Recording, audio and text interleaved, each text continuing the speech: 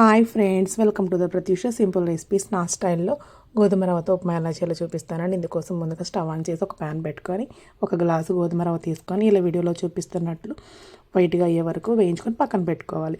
తర్వాత stove on చేసి అదే ప్యాన్ పెట్టుకొని మీకు సరిపడా ఆయిల్ అనేది యాడ్ చేసుకొని ఆయిల్ అనేది హీట్ అయిన తర్వాత మీకు కావాల్సిన పల్లీలు యాడ్ చేసుకొని పల్లీలు అనేవి వీడియోలో చూపిస్తున్నట్లు ఈ రంగు వచ్చే వరకు చక్కగా వేయించుకోవాలండి. తర్వాత తాలింపు గింజలు కూడా యాడ్ చేసుకొని మొత్తం ఒకసారి తిప్పుకోవాలండి. తర్వాత సన్నగా తరిగిన అల్లం ముక్కలు కూడా యాడ్ చేసుకోవాలి. తర్వాత సన్నగా తరిగిన పచ్చిమిర్చి కూడా యాడ్ చేసుకోవాలి. తర్వాత సన్నగా తరిగిన ఉల్లిపాయలు కూడా యాడ్ చేసుకోవాలండి. ఇవన్నీ జస్ట్ మగ్గితే సరిపోతుందండి, ఎక్కువగా వేగనవసరం లేదు. టేస్ట్ కోసం ఇక్కడ ఫ్లేవర్కి కరివేపాకు కూడా యాడ్ చేసుకోండి అండి. కొంచెం సాల్ట్ అనేది యాడ్ చేసుకోండి అండి. మొత్తం అంతా కలిసిలా తిప్పుకోవాలి. నేను ఇక్కడ ఒక గ్లాసు గోధుమ రవ్వ తీసుకున్నాను కాబట్టి ఒక గ్లాసు గోధుమ రవ్వకి 2 గ్లాసుల వాటర్ అనేది సరిపోతుందండి.